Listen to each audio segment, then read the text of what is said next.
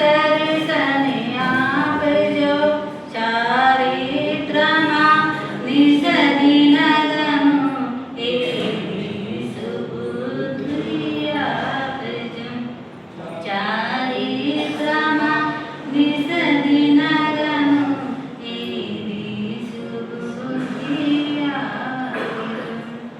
आपके जीवन में अगर कुछ होता है तो आप लोग एक दूसरे का सपोर्ट नहीं करते। अगर देरानी का काम होगा तो कौन करेगा? देरानी ही करेगी। अगर जेठानी का काम होगा तो जेठानी ही करेगी।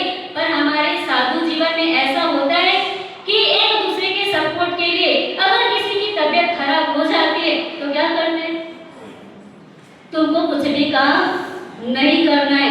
अगर रोज भी हुआ तो 3 दिन तो तुमको कुछ भी काम नहीं कर रहे। इनकी साधु जीवन का आनंद है और गुरुवर्य श्री से परमात्मा से यही प्रार्थना करते हैं कि आपका जो ये अवतरण दिवस है ये आपका जल्दी से जल्दी कल्याणक के रूप में बने।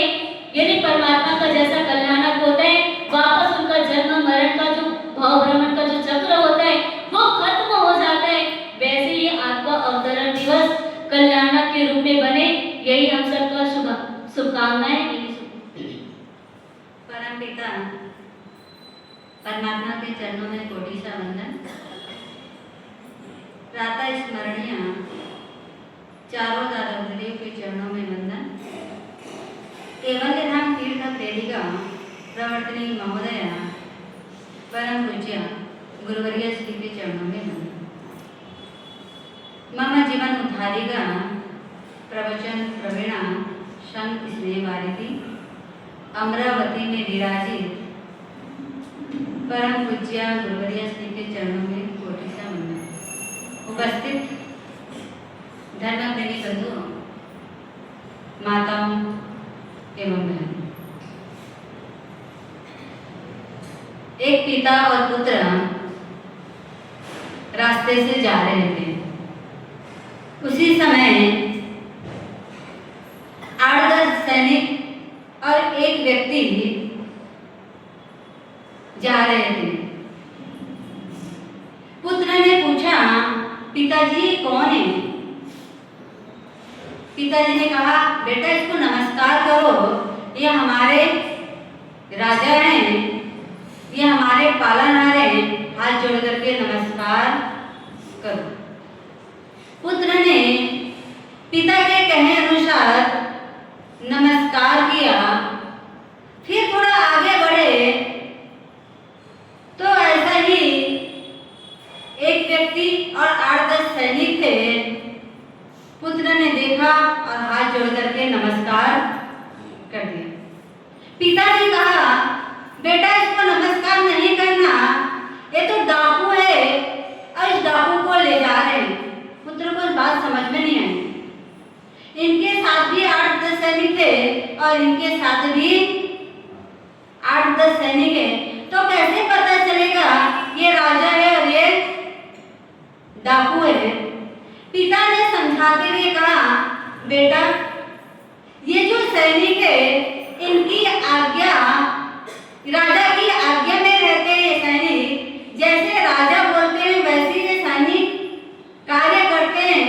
पर जो डाकू है ना और जो सैनिक है, तो सैनिक जैसा जैसा बोलेंगे डाकू वैसा वैसा करेंगे। मतलब राजा की आज्ञा में रहने वाले सैनिक हैं और सैनिक की आज्ञा में रहने वाले डाकू हैं।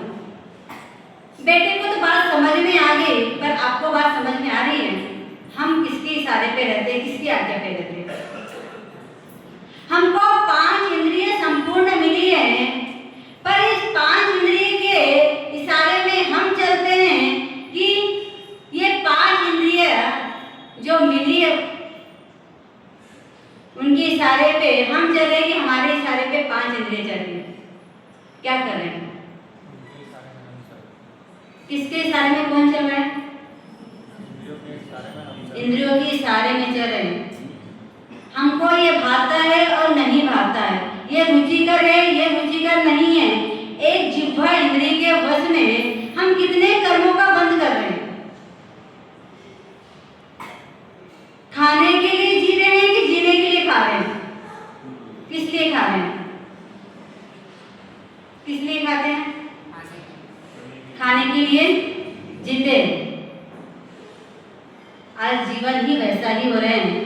व्यक्ति खाता है और जीता है। हमारी भी ऐसी सोच है और ये राग के परिणाम जब तक बनते जा रहे हैं, इंद्रियों की आसक्ति जैसे जैसे अनुकूलता मिलती जाए इंद्रियों की और वैसे वैसे आसक्ति अपनी बढ़ती जा रही है, तो वैसी वैसी हमारी दुर्गति के रास्ते चलते जा रहे हैं और ये दुर्गति के रास्ते कभी भी खत्म नहीं हो सकते। तो करना क्या है? दुर्गति के रास्ते को खत्म करने के लिए करना क्या है? हमारी जो इंद्रिय विधि है उसको वश में करना पड़ेगा, और जब तक इंद्रियों को वश में नहीं करेंगे तब तक दुर्गति खत्म नहीं हो सकती। और राग के परिणाम कितने अंततः हमारे घुस चुके हैं कि कई बार ऐसा होता है कि राग के परिणाम के कारण गलत गलत काम भी व्यक्ति कर लेता है, और ये राग के परिणाम व्यक्ति को कहां कहां नहीं भटक पाता है। जैसा कि एक बार का प्रसंग है, आपने सुना होगा कि शूर्पणखा जिनके पुत्र शंभु साधना कर रहे थे, रामायण की बात है, रावण की बहन शूर्पणखा और जिनके पुत्र शंभु साधना कर रहे हैं, यानी एक पेड़ पर उल्टा लटक करके वो साधना के में रत है। 1 साल नहीं, 2 साल नहीं, 3 साल नहीं, कितने साल साधना कर रहे हैं? 12 वर्ष तक साधना कर रहे हैं। किसके लिए साधना कर रहे हैं? चंद्रहास तलवार के लिए साधना कर रहे हैं। और उनकी माँ यानी शूर्पणखा डेली जाती थी और अपने बेटे को भोजन खिलाती थी। पर एक दिन 12 साल की साधना पूर्ण लास्ट दिवस था और चंद्रहास तलवार नीचे आ चुका था। उसी बीच की घटना है जब शूर्पणखा अपने बेटे को खिलाने के लिए जब जाती है, भोजन कराने के लिए जाती है, तब देखती है कि उसका बेटा, जिसका सिर और धड़ दोनों अलग हो चुका है। किसने मेरे बेटे को मारा है? कौन व्यक्ति है जो इस जंगल में आकर के मेरे बेटे को मार दिया है? ऐसा सोच रही थी। उसी समय पैरों के निशान दिखाई देते हैं। पैरों के निशान जिस तरफ थे उसी तरफ आगे बढ़ते हैं, क्योंकि उस समय राम, लक्ष्मण और सीता जंगल में घूम रहे थे, जंगल में थे। और लक्ष्मण जी जो घूमते घूमते वहां तक पहुंचे और तलवार जब नीचे उतरा था, उन्होंने तलवार को हाथ में लिया और धार कैसा है ये देखने के लिए एक बार प्रयोग किया, और उनको नहीं पता उस झुंड में शंभु साधना कर रहे हैं, और उसी समय उनका मस्तक अलग हो गया था।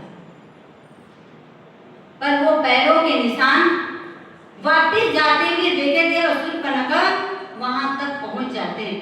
जहां पहुंचते तो देखते हैं कि राम जी और सीता जी दोनों बैठे हुए। राम जी को देख करके शूर्पणखा के भाव बदल जाते हैं। अरे कितने सुंदर है, कितने स्मार्ट है, अगर ये मेरे पति के रूप में हो जाता कितना अच्छा है। उन्होंने राम जी के पास में याचना की कि आप मुझे अपने पत्नी के रूप में स्वीकार करो। विचार करें, चिंतन करें, इस संसार का राग कैसा होता है। एक तरफ बेटे मृत्यु में है, मतलब मृत्यु हो चुकी है, और दूसरी तरफ वो राग की परिणति कहाँ ले जा रही है। यानी राम जी को देख करके शादी की भावना और शादी के लिए याचना। राम जी ने कहा मेरी तो शादी हो चुकी है, मेरे बाजू में जो है मेरी पत्नी है, मेरे भाई की शादी नहीं हुई है, आप उनको स्वीकार, उनके साथ में याचना कर सकते हो। वो गए अंदर जहाँ लक्ष्मण जी बैठे हुए थे।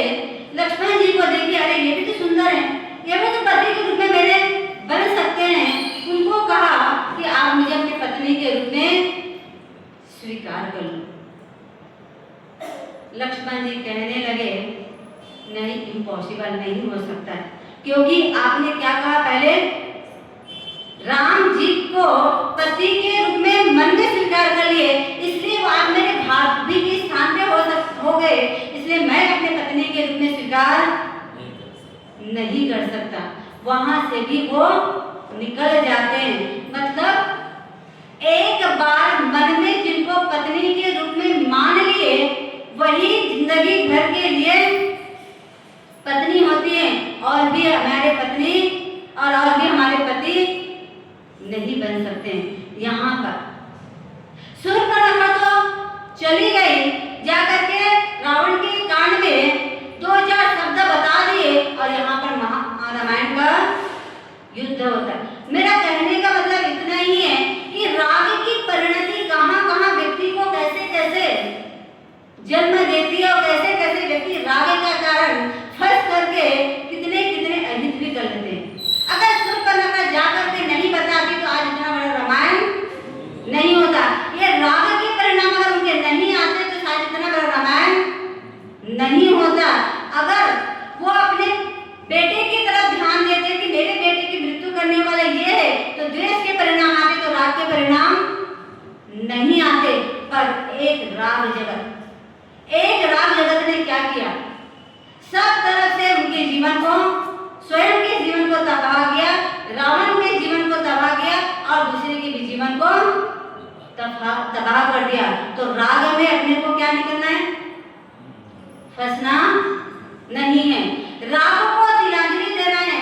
5 इंद्रिय हमको मिली है, पर इस 5 इंद्रिय के वश में नहीं होना है, 5 इंद्रियों को अपने वश में करना है। बात जो चल रही थी, क्या बात चल रही थी, कौन सा चरित्र चल रहा था, भावना अधिकार में चरित्र कौन सा चल रहा था, कौन सा चरित्र चल रहा था,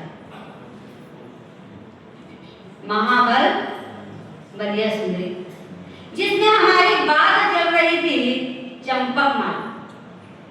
चंपक माला जो काष्ठ से स्तंभ से निकली और अब वीरधव राजा ने उसकी पूरे वृत्तांत पूछ रहे हैं कि आप काष्ठ के स्तंभ में कैसे आए।